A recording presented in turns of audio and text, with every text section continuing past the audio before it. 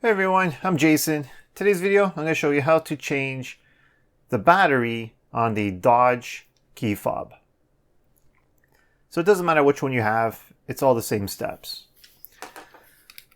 So we really don't need any tools.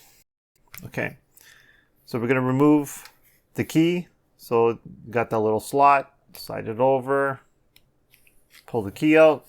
This is what we're going to use to open this up. So the key went in here, right over here. We're just going to jam it in and push up and it will pop open. So now we just use the key to pry it and now just pop it open.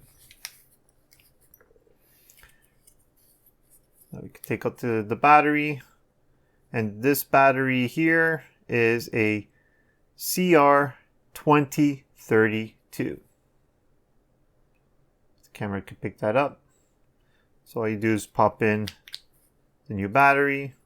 If there's any dust and stuff, this is the time you want to clean it out. Now just line it up and just press down. Listen for those little clicks. And put the key back in.